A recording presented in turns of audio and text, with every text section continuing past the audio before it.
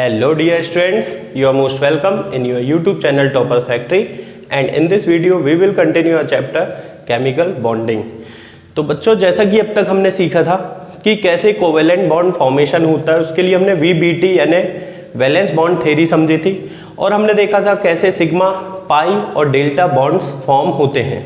तो चलिए उसके आगे आज हम जो टॉपिक समझने जा रहे हैं वो बहुत इम्पोर्टेंट है, जिसका नाम है बच्चों हाइब्रिडाइजेशन। ये टॉपिक ना सिर्फ आपको 11th के बोर्ड एग्जाम या JEE नीट के काम का है, बल्कि इससे ज़्यादा ये आपके काम पड़ेगा जब आप लोग 12th क्लास में इनऑर्गेनिक केमिस्ट्री पढ़ेंगे या ऑर्गेनिक केमिस्ट्री में भी बहुत जगह ये आपको काम आता है। इसीलिए आज का ये वीडियो आपके लिए बहुत इंपॉर्टेंट होने वाला है, ध्यान से समझिए। तो चलिए बच्चों, इससे पहले कि मैं हाइब्रिडाइजेशन स्टार्ट करूं कि हाइब्रिडाइजेशन क्या होता है हम ये समझें, उसके पहले हम समझेंगे कि हाइब्रिडाइजेशन की ज़रूरत क्या है। इसके पहले हमने ओवरलैपिंग समझा। ओवरलैपिंग में हम सिग्मा, पाई और डेल्टा बॉन्ड बना रहे थे। तो जब अच्छे खासे कोवेलेंट बॉन्ड बनने का रीज़न हमें पता चल चुका है कि कैसे कोवेलेंट बॉन्ड फॉर्म होता है ओवरलैपिंग के थ्रू, तो आखिर हम क्यों एक नई कंसेप्ट हाइब्रिडाइजेशन को समझ रहे हैं। तो सबसे पहले नीड ऑफ हाइब्रिडाइजेशन समझेंगे हम कि आखिर इसकी ज़रूरत क्या थी। तो बहुत सिंपल सी बात मैं बोलूँगा इसके लिए। सबसे पहले क्या था बच्चों कि कुछ ऐसे मॉलिक्यूल्स थे जिनका हम बॉन्ड फॉर्मेशन ओवरलैपिंग के कंसेप्ट पर समझा सकते थे, ठीक है, लेकिन कुछ मॉलिक्यूल्स ऐसे मिले जिनका हम बॉन्ड फॉर्मेशन ओवरलैपिंग के बेस पर नहीं समझा सकते हैं। तो चलिए उसे समझते हैं। जैसे मान लीजिए मुझे एक्सप्लेन करना है H2 का बॉन्ड फॉर्मेशन, तो ये तो मैं ओवरलैपिंग के बेस पर बहुत इजीली एक्सप्लेन कर सकता हूँ कि भाई यहाँ H एटम होगा, कॉन्फ़िगरेशन होगा 1s1, दूसरा हाइड्रोजन एटम भी होगा, वो भी होगा 1s1। और जब ये 1s1 ऑर्बिटल, आप जानते हैं 1s1 में क्या होगा, अनपेयर्ड इलेक्ट्रॉन होगा। और आपको मैंने बता चुका हूँ ओवरलैपिंग में जनरली अनपेयर्ड इलेक्ट्रॉन वाले ऑर्बिटल्स ही पार्टिसिपेट करते हैं। तो ये 1s1 एक हाइड्रोजन का, दूसरे हाइड्रोजन का 1s1, इससे क्या करेगा बच्चों, ओवरलैपिंग। और इस तरह से यहाँ पर SS ओवरलैपिंग के थ्रू एक कोवेलेंट बॉन्ड यानी कि सिग्मा बॉन्ड फॉर्म होगा। फिर जैसे मान लीजिए मैं बताना चाह रहा हूँ क्लोरीन Cl2 कैसे बनता है, मैं बता सकता हूँ कैसे। देखिए क्लोरीन में क्या होता है, 1s2, 2s2 2p6, 3s2 3p5। अब इसमें बच्चों जो ये 3p5 होता है 1 2 3 4 5। अब इसमें क्या होता है, एक p ऑर्बिटल में अनपेयर्ड इलेक्ट्रॉन है एक क्लोरीन में। तो ये पहले क्लोरीन का वह p ऑर्बिटल जिसमें अनपेयर्ड इलेक्ट्रॉन है वो मैं ले लेता हूँ, p ऑर्बिटल। इसी तरह से दूसरे क्लोरीन का भी p ऑर्बिटल मैं ले लूँगा और इनके बीच में ये बॉन्ड फॉर्म होगा सिग्मा बॉन्ड, और इस तरह से Cl2 का एक मॉलिक्यूल बनेगा। यानी H2, Cl2, F2, O2, HF, ऐसे मॉलिक्यूल्स का फॉर्मेशन तो हम ओवरलैपिंग के बेस पर इजीली एक्सप्लेन कर सकते हैं। मान लीजिए O2 के बारे में आपको लगे कि सर O2 कैसे, तो देखिए 1s2, O का ऑक्सीडेशन, O का electronic configuration 1s2, 2s2, 2p4, ठीक है ना। अब इसमें जब मैं 2p4 बनाता हूँ तो कुछ इस तरह से बनता है 1 2 3। ऐसे भरेंगे क्या, जी नहीं, आपको मैंने सिखाया था हम क्या भरते हैं, हंट्स रूल के अकॉर्डिंग 1 2 3 और फिर ये होता है बच्चों क्या, 4। तो ध्यान रखना इलेक्ट्रॉन फिलिंग ये बहुत इंपॉर्टेंट है। फिर अब ये p ऑर्बिटल और ये p ऑर्बिटल, ये py और pz, इनको अगर आप ध्यान से देखिए तो py और pz में क्या है बच्चों, अनपेयर्ड इलेक्ट्रॉन है। और अनपेयर्ड इलेक्ट्रॉन जहां होगा वो ओवरलैपिंग करेगा। तो py ऑर्बिटल है और pz ऑर्बिटल है। दूसरा भी क्या है आपका, py ऑर्बिटल है और pz ऑर्बिटल है। ये इस तरह से क्या करते हैं बच्चों, ओवरलैपिंग। और जब ये करते हैं ओवरलैपिंग तो एक तो बनता है सिग्मा बॉन्ड और दूसरा बनता है क्या बच्चों, पाई बॉन्ड। ये भी मैंने आपको बताया था। इसके अलावा हम N2 देख सकते हैं। N2 का अगर हमें बताना है कैसे बॉन्ड फॉर्म होगा, N का electronic configuration 1s2, 2s2, 2p3, ये तो आपसे आता है। अब 2p3 जब हम फिलिंग करेंगे तो आपको देखने को मिलेगा कि इस तरह से यहाँ पर देयर आर 3 अनपेयर्ड इलेक्ट्रॉन्स। तो ये अनपेयर्ड इलेक्ट्रॉन्स के जो ऑर्बिटल्स हैं उनमें क्या होगी बच्चों, ओवरलैपिंग। कौन कौन से हैं ये, px, py, pz। तो ये लेता हूं मैं क्या, px, py और pz, ये हमारा पहला नाइट्रोजन एटम है। फिर दूसरे नाइट्रोजन एटम के लिए भी सेम होगा, px, py और pz। आती बात समझ में? तो इस तरह से यहां पर बनेगा बच्चों सिग्मा बॉन्ड, और py में पाई और pz में पाई बॉन्ड फॉर्म होगा।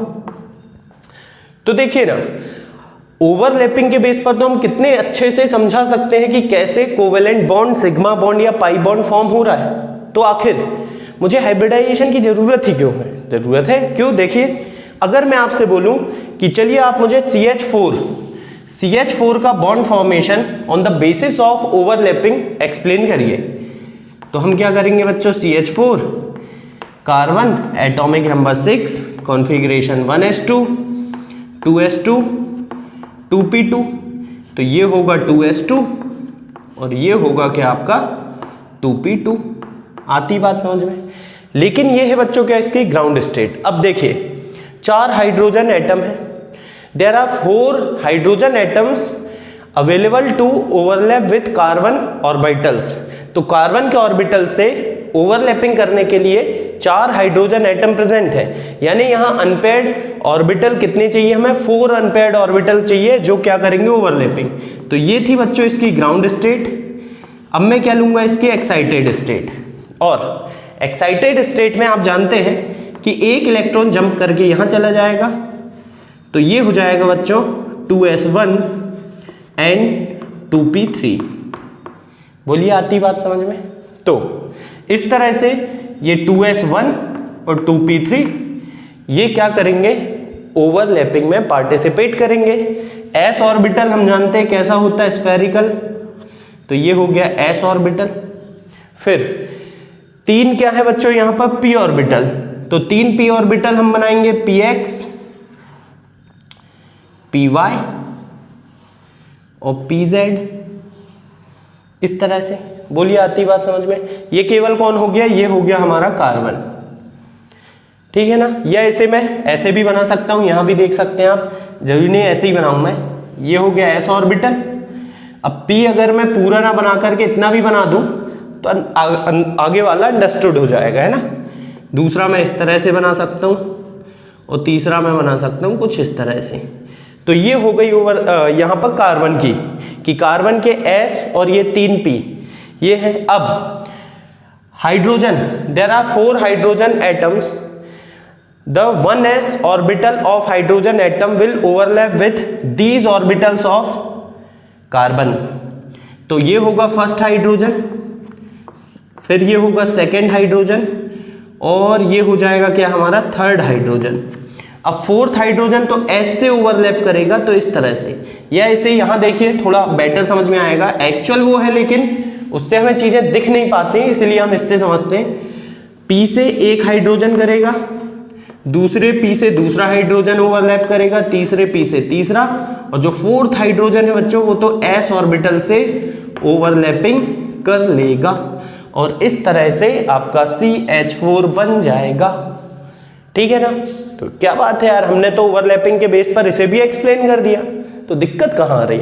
दिक्कत है, देखिए प्रॉब्लम कहाँ आ रही है कि अगर ये स्ट्रक्चर, ये बॉन्ड फॉर्मेशन जो हमने एक्सप्लेन किया, अगर ये सही है तो ये कार्बन और हाइड्रोजन के बीच की इस बॉन्ड की बॉन्ड लेंथ, इस बॉन्ड की बॉन्ड लेंथ और इस बॉन्ड की बॉन्ड लेंथ कैसी होनी चाहिए?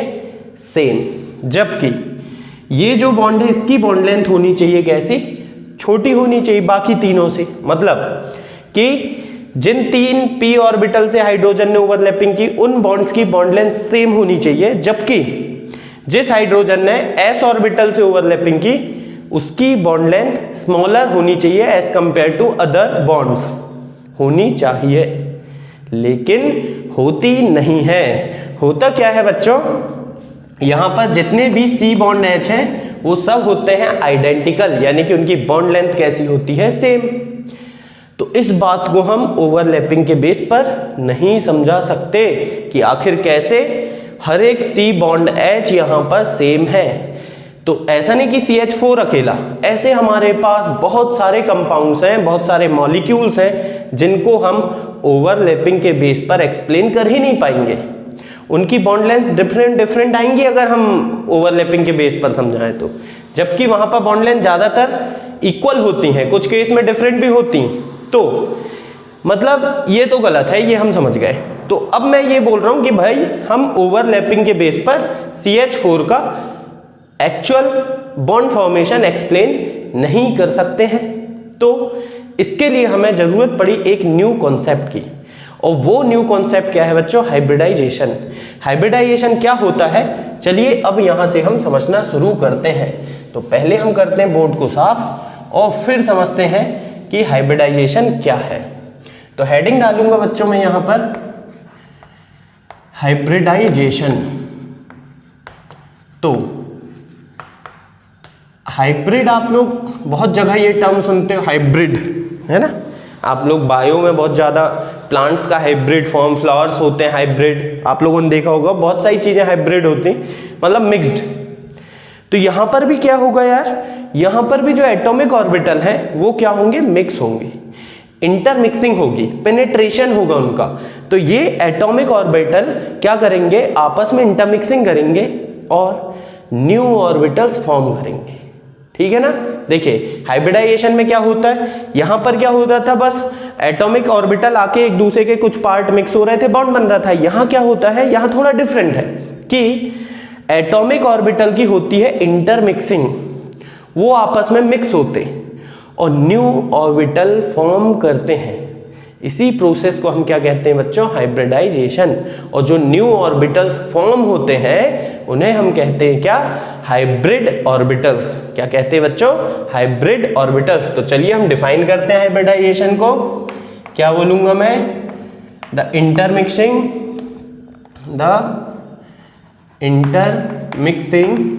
या इसे हम पेनेट्रेशन भी कह सकते हैं, ऑफ एटॉमिक ऑर्बिटल्स।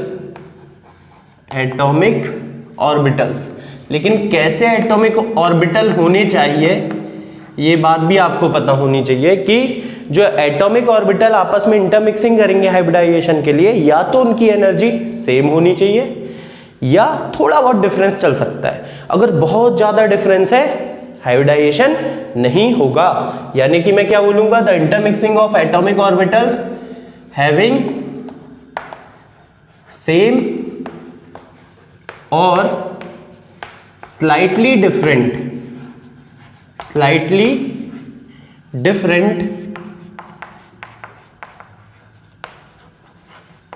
एनर्जीज। ठीक है ना। ऐसे ऑर्बिटल लिखेंगे, the intermixing of atomic orbitals having same और slightly different energies is called hybridization. यानी इनके इंटरमिक्सिंग की प्रोसेस ही क्या कहलाती बच्चों, हाइब्रिडाइजेशन कहलाती है। ठीक है।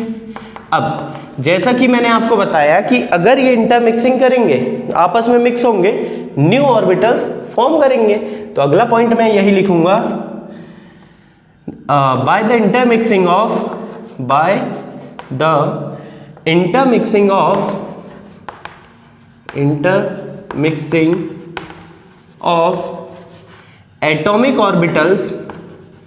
एटॉमिक ऑर्बिटल्स क्या होगा बच्चों, इनकी इंटरमिक्सिंग से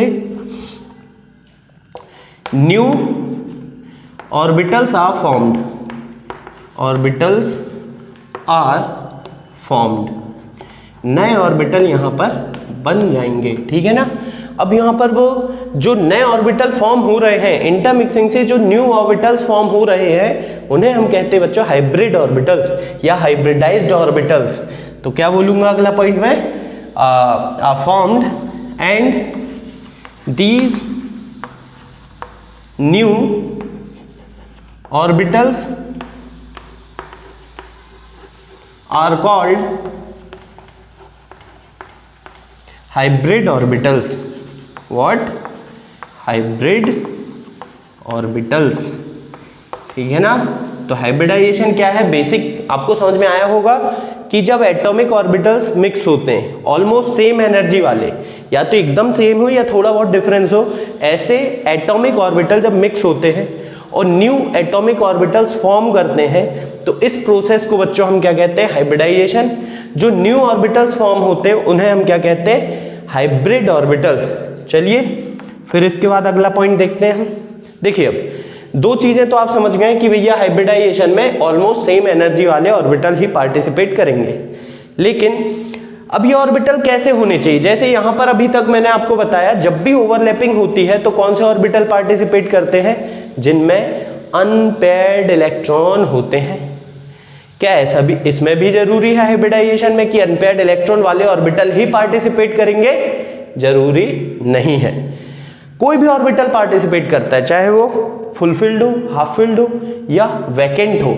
हाइब्रिडाइजेशन में कोई भी ऑर्बिटल पार्टिसिपेट कर सकता है, वहां कोई रिस्ट्रिक्शन नहीं है। तो मैं क्या बोलूंगा, all type of atomic orbitals can participate. All type of atomic orbitals मतलब कौन कौन से बोल सकते हैं हम, फुलफिल्ड, और कैसे हो सकते हैं, हाफ फिल्ड, और कैसे हो सकते हैं, वैकेंट। सभी पार्टिसिपेट कर सकते हैं, ठीक है ना। Can participate in hybridization, in hybridization. बोलिए, आती बात समझ में कि भाई मैंने तो बोल दिया हाइब्रिडाइजेशन में किसी भी तरह का ऑर्बिटल पार्टिसिपेट कर सकता है, हाफ फिल्ड हो, फुल फिल्ड हो या वैकेंट हो, कोई दिक्कत नहीं है। चलिए फिर अगली बात आती है कि ये हाइब्रिड ऑर्बिटल कितने बनेंगे। तो मैं आपको बता दूं, जितने ऑर्बिटल्स पार्टिसिपेट करते हैं हाइब्रिडाइजेशन में, जितने ऑर्बिटल्स की इंटरमिक्सिंग होती है, उतने ही न्यू हाइब्रिड ऑर्बिटल फॉर्म होते हैं। मान लीजिए दो ऑर्बिटल इंटरमिक्सिंग हुई, न्यू ऑर्बिटल कितने बनेंगे, 2 फॉर्म होंगे। 3 ऑर्बिटल्स की इंटरमिक्सिंग हुई, न्यू ऑर्बिटल 3 फॉर्म होंगे। यानी मैं कह सकता हूं बच्चों, अगला पॉइंट, कि जितने ऑर्बिटल्स पार्टिसिपेट करते हैं हाइब्रिडाइजेशन में, उतने ही न्यू हाइब्रिड ऑर्बिटल्स फॉर्म होते हैं। Next point is number of hybrid orbitals, number of hybrid orbitals is equal to what, number of orbitals, number of atomic orbitals, number of atomic orbitals participating in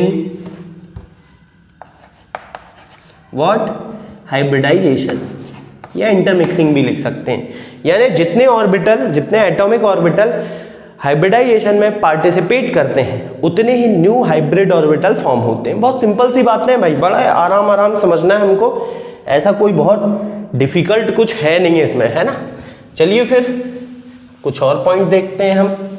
तो भाई ये बताओ आप लोगों को hybridisation क्या होता है, ये तो समझ में आ गया होगा कि भैया जब एटॉमिक ऑर्बिटल की इंटरमिक्सिंग होगी तो उससे सेम नंबर में न्यू ऑर्बिटल्स फॉर्म होंगे। अब अगली बात जो मैं बता रहा हूं बच्चों, ये भी बड़ी इंपॉर्टेंट है कि जो हाइब्रिडाइजेशन है ये सेंट्रल एटम की प्रॉपर्टी है। केवल सेंट्रल एटम में ही हाइब्रिडाइजेशन होता है। जो इंटरमिक्सिंग है एटॉमिक ऑर्बिटल्स की, वो केवल और केवल सेंट्रल एटम में होती है। सेंट्रल एटम के एटॉमिक ऑर्बिटल्स हाइब्रिडाइजेशन करते हैं और न्यू ऑर्बिटल्स फॉर्म करते हैं। वो जो न्यू ऑर्बिटल्स फॉर्म होते हैं, अदर एटम्स के ऑर्बिटल उनसे ओवरलैपिंग करते हैं और एक मॉलिक्यूल फॉर्म करते हैं। चलिए मैं एक बात इस पॉइंट को लिखता हूं। पहले क्या नोट करेंगे हम यहां पर, hybridization is the property of central atom, the property of central atom, ठीक है ना, सेंट्रल एटम, यानी that is the atomic orbitals of the atomic orbitals of central atom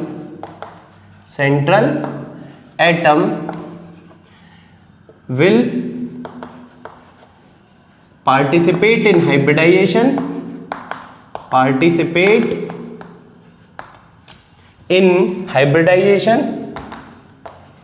ठीक है ना, हाइब्रिडाइजेशन में इसके एटॉमिक ऑर्बिटल पार्टिसिपेट करेंगे और and form new hybrid orbitals, ठीक है ना। बहुत ध्यान से समझिए, ये पॉइंट्स एक बार आपको क्लियर हो गए ना, देखिए थ्योरी एक बार पूरी क्लियर हो गई तो अगर कोई कॉन्सेप्चुअल क्वेश्चन आता तो आप कर लोगे। फिर जो इसका सेकंड पार्ट आता है कि हाइब्रिडाइजेशन के थ्रू हम कैसे स्ट्रक्चर प्रेडिक्ट करेंगे, बॉन्ड एंगल, वो तो बहुत आसान, वो मैं आप लोगों को एक बार में ही सिखा दूंगा, बस थ्योरी पार्ट थोड़ा सा आप प्रॉपर समझिए। And will form new hybrid orbitals, these hybrid orbitals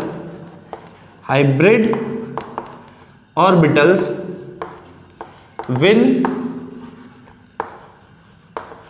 overlap with other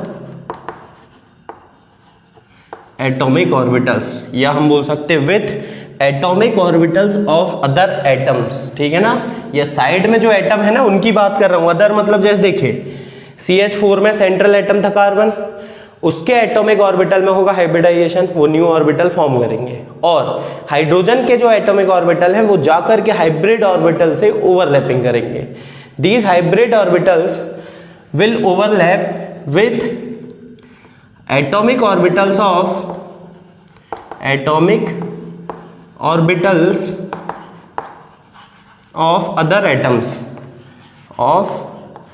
other atoms, ठीक है ना।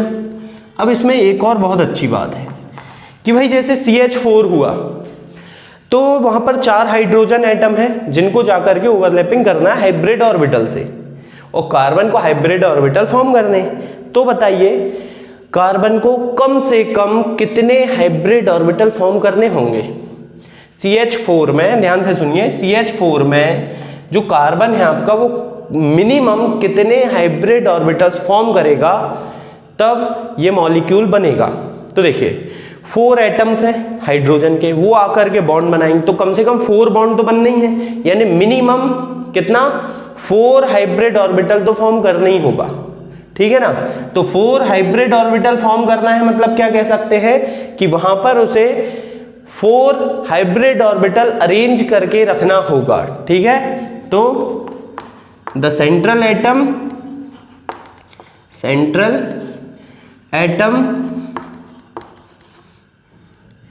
will arrange the hybrid orbitals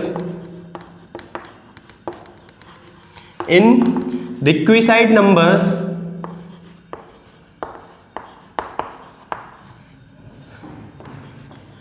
of sigma bond, ठीक है ना।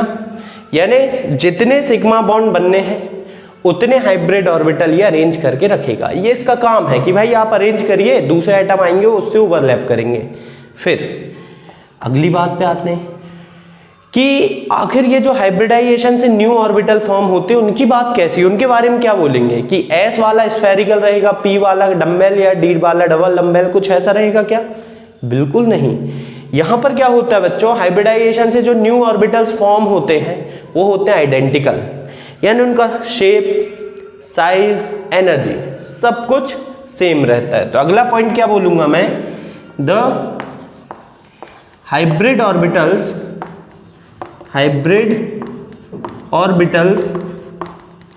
Are identical, are identical, identical है इसका मतलब क्या है बच्चों, that is they have same shape, size and energy, यानी जो हाइब्रिड ऑर्बिटल बने हैं उनमें कोई फर्क नहीं है, एस है, पी है, डी है, कुछ भी है, उसका शेप सेम होगा, साइज सेम होगा, एनर्जी भी सेम होगी। एंड ड्यू टू, इसके आगे क्या लिखूंगा मैं, and due to same energy of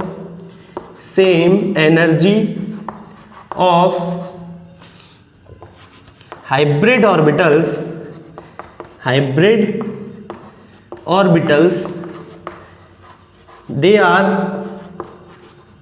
they are called degenerate orbitals. इनको क्या कहेंगे बच्चों हम, डिजेनरेट मतलब आप जानते हैं ना, जिनकी एनर्जी सेम होती है उन्हें हम कहते हैं डिजेनरेट ऑर्बिटल्स। तो हाइब्रिड ऑर्बिटल्स की भी एनर्जी कैसी है, सेम है, तो इनको भी हम क्या बोलेंगे, डिजेनरेट ऑर्बिटल्स। आती बात समझ में? तो ये कुछ पॉइंट है, एक एक करके मैंने आपको सारे पॉइंट समझाए। आई होप आपको हर एक बात समझ में आई होगी, तो इसे करिए नोट, फिर आगे कुछ और चीजें हम डिस्कस करते हैं। हाँ भाई हो गया, तो चलिए इसे करता हूं मैं साफ, और एक दो पॉइंट और हमारे इसके बारे में रह गए हैं, उनको भी हम डिस्कस करते हैं। और फिर एक बहुत इंपॉर्टेंट चीज मैं आपको सिखाने वाला हूं इस वीडियो में, कि आखिर कैसे आप लोग हाइब्रिडाइजेशन को फाइंड करेंगे, किसी भी मॉलिक्यूल में किस टाइप का हाइब्रिडाइजेशन है, कैसे फाइंड करेंगे, वो भी हम सीखने वाले हैं। तो देखिए एक बात और मैं आपको बता दूं कि जो हाइब्रिड ऑर्बिटल्स बनते हैं वो खुद को इस तरह से अरेंज करते हैं, वो एक दूसरे से इतनी डिस्टेंस मेंटेन करते हैं कि उनके बीच में रिपल्शन मिनिमम हो। क्यों? रिपल्शन मिनिमम होगा तभी तो स्टेबिलिटी मैक्सिमम होगी, जानते हैं ना ये बात आप। तो वो खुद को अपने आप इस तरह से अरेंज कर लेते हैं कि उनके बीच में मिनिमम रिपल्शन हो, जिससे जो मॉलिक्यूल है हाईली स्टेबल हो। तो अगला पॉइंट यही लिखूंगा बच्चों मैं, the hybrid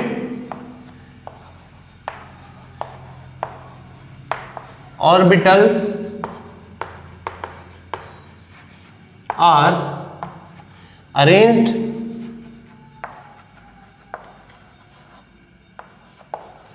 such as the repulsion। अब रिपल्शन क्यों हो रहा है, आपको ये लगेगा भाई वहां पर इलेक्ट्रॉन है, बॉन्डिंग होगी, इलेक्ट्रॉन इलेक्ट्रॉन रिपल्शन होगा ना, तो क्या होगा, such as the repulsion between them should be minimum. अब भाई जब रिपल्शन मिनिमम होना ही चाहिए हम बोल रहे हैं, तो क्या होगा, मिनिमम रिपल्शन होकर के वो एक दूसरे को इस तरह से अरेंज कर लेंगे, यानी कि वो एक फिक्स ज्योमेट्री देंगे। मतलब मैं क्या बोल सकता हूं, that is these hybrid orbitals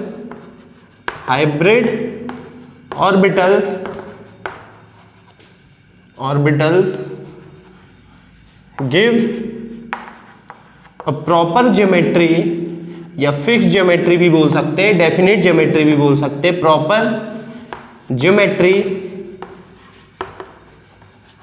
to the molecule. यानी अब एक फायदा और, हाइब्रिडाइजेशन से ना केवल हम बॉन्ड फॉर्मेशन को एक्सप्लेन करेंगे, बल्कि हम किसी भी मॉलिक्यूल की ज्योमेट्री को भी प्रिडिक्ट कर सकते हैं, किसी भी मॉलिक्यूल की ज्योमेट्री को भी एक्सप्लेन कर सकते हैं। ये एक और फायदा हो गया, यानी कि हाइब्रिडाइजेशन एक ऐसी कंसेप्ट हो गई बच्चों जो ज्योमेट्री को भी एक्सप्लेन करने के काम आएगी। कैसे, आगे हम सीखने वाले हैं। एक लास्ट पॉइंट और समझ लीजिए कि हाइब्रिडाइजेशन एक हाइपोथेटिकल कंसेप्ट है। क्या बोलूंगा मैं, it is a hypothetical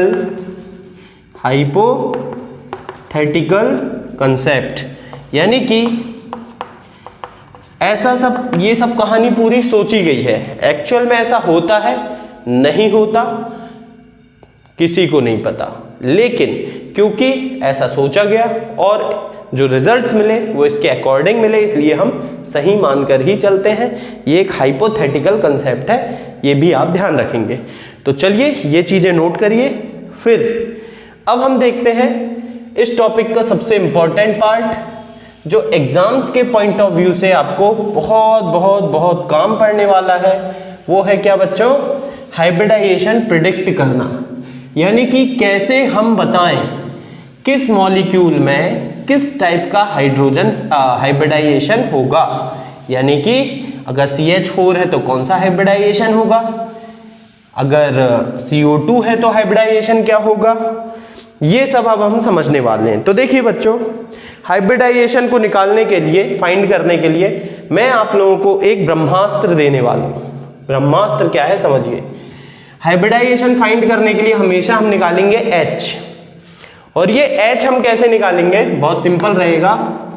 number of sigma bonds, number of sigma bonds plus number of lone pair, number of lone pair. मैं तो सीधा बोलता हूं भैया sigma bond plus lone pair, sigma bond plus lone pair. लेकिन ये सब आपको किस में देखना है ये भी ध्यान रखना, इन सेंट्रल एटम, यानी आपको अदर एटम के लिए कुछ देखने की ही जरूरत नहीं है। हमने अभी भी पढ़े ना कि हाइब्रिडाइजेशन सेंट्रल एटम की ही प्रॉपर्टी है, तो इसीलिए ये सब हम किस में देखेंगे बच्चों? सेंट्रल एटम में।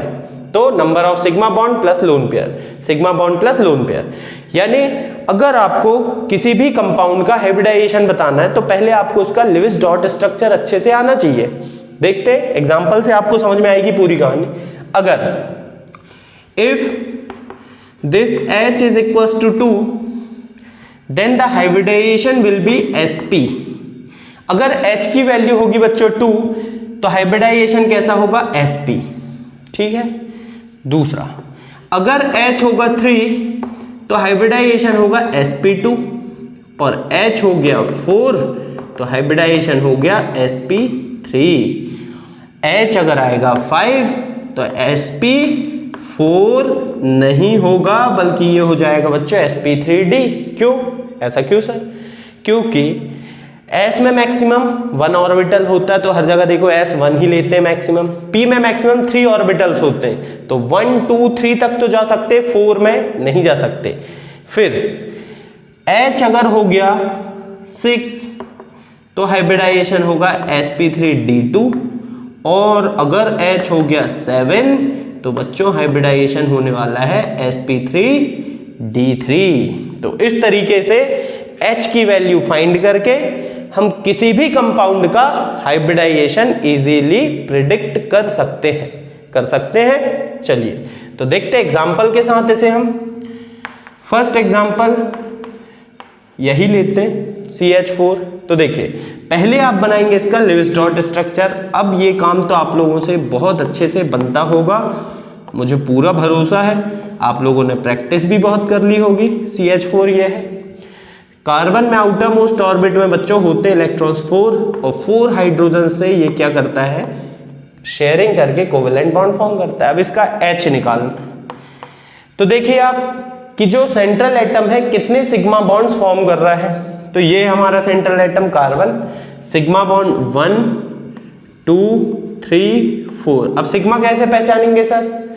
भाई जितने सिंगल बॉन्ड है सारे सिग्मा है, डबल है तो 1 सिग्मा है 1 पाई है, ट्रिपल है तो 1 सिग्मा 2 पाई है। यानी कभी भी जो फर्स्ट बॉन्ड है वो तो ऑलवेज सिग्मा है, बाकी के एक्स्ट्रा जो हैं they are pi bonds. So there are 1 2 3 4 sigma bonds plus lone pair. अब देखिए सेंट्रल एटम यानी कार्बन में कोई लोन पेयर है क्या? लोन पेयर आप जानते हैं जो बॉन्डिंग में पार्टिसिपेट नहीं करता, और आपको साफ साफ दिखाई दे रहा है कि यहां पर कार्बन में कोई लोन पेयर नहीं है, यानी कि 0 + 4 हो जाएगा बच्चों 4। और अगर H होता है 4 तो हाइब्रिडाइजेशन होगा sp3। बोलिए कोई दिक्कत? बिल्कुल नहीं। अगला सेकंड CO2। चाहे तो आप लोग वीडियो पॉज करके प्रैक्टिस करें, देख लें सही हो रहा है कि नहीं आपसे। चलिए हम तो यहाँ कंटिन्यू करते। CO2 का जब लिविस डॉट स्ट्रक्चर बनता है तो कुछ ऐसा बनता है बच्चों। कार्बन में अगेन आउटर मोस्ट ऑर्बिट में इलेक्ट्रॉन होते हैं 4, अब ऑक्सीजन में तो 6 होते ही है, तो इस तरह से ये दोनों तरफ डबल बॉन्ड बनाता है। यानी हाइब्रिडाइजेशन के लिए बहुत जरूरी है आपको लिविस डॉट स्ट्रक्चर आने चाहिए, और अगर नहीं आते हैं तो आप इसी चैप्टर के हमारे वीडियो में देख सकते हैं, लिविस डॉट स्ट्रक्चर हमने सिखाया है। फिर अब देखिए इसमें सिग्मा बॉन्ड, ये सिग्मा डबल है ना, तो एक सिग्मा होगा एक पाई होगा, एक सिग्मा होगा एक पाई होगा। अब हमें क्या करना है बच्चों, निकालना है H निकालने के लिए क्या करेंगे हम, number of sigma bond, sigma 1 + 1 यानी हो गया 2 plus number of lone pair. तो देखिए लोन पेयर 1 2 3 4, ये लोन पेयर है ना, नहीं, यहां पर हमें लोन पेयर लेना है बच्चों सेंट्रल एटम का। क्या कार्बन में कोई लोन पेयर है, नहीं है ना, तो क्या होगा यहाँ पर 0, और जब ये 2 + 0 होगा तो 2 होगा, और जब जब H की वैल्यू 2 होती है तो हाइब्रिडाइजेशन होता है बच्चों sp। ठीक है, चलिए एक दो कंपाउंड और डिस्कस करते हैं हम, फिर आज आपको मिलने वाला है ढेर सारा ग्रह कार्य। तो CO2 के बाद अगला हम देखते हैं, मान लीजिए XeF4, इसमें मुझे हाइब्रिडाइजेशन बताना है। चलिए देखते हैं, पहले हम बनाएंगे इसका लिविस डॉट स्ट्रक्चर। Xe कितने इलेक्ट्रॉन होते हैं बच्चों आउटर मोस्ट ऑर्बिट में, 8 इलेक्ट्रॉन, जेनॉन है, इनर्ट गैस है। F4 1 2 3 4, ये बन गया इसका लिविस डॉट स्ट्रक्चर। वैसे F के आसपास हमें 7 डॉट्स बनानी थी, लेकिन अब इतना हम नहीं करेंगे, जल्दी का काम सीखेंगे हम। ये हो गए बच्चों कितने, 4 तो हो गए सिग्मा बॉन्ड, यानी मैं अगर H निकालना चाहूं तो 4 तो हो गए sigma bond plus lone pair. Xenon हमारा सेंट्रल एटम है, देयर आर 1 + 1 यानी कि 2 लोन पेयर्स हैं, तो 4 + 2 कितना होगा बच्चों, 6। अब 6 है तो क्या होगा, हाइब्रिडाइजेशन होगा इसका sp3d2। बोलिए आता है समझ में।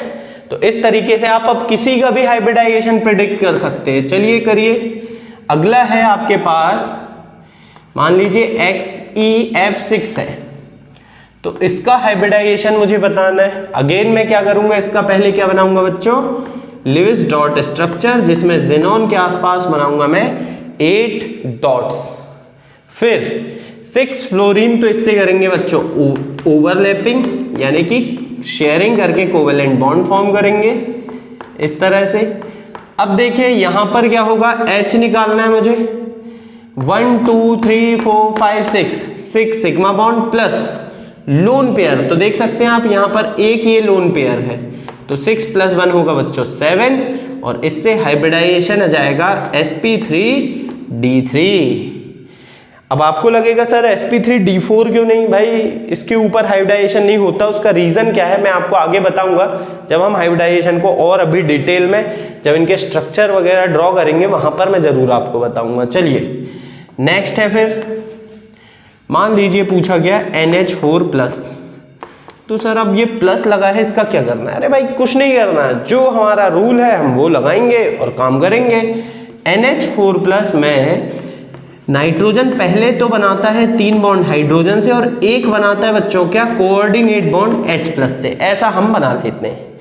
तो अब सिग्मा बॉन्ड 1 2 3 4, तो H निकालने के लिए हम क्या करेंगे, 4 तो लिखेंगे sigma bonds plus lone pair. Nitrogen में कोई लोन पेयर है क्या, नहीं है, यानी there are H = 4, so H = 4, then hybridization will be sp3।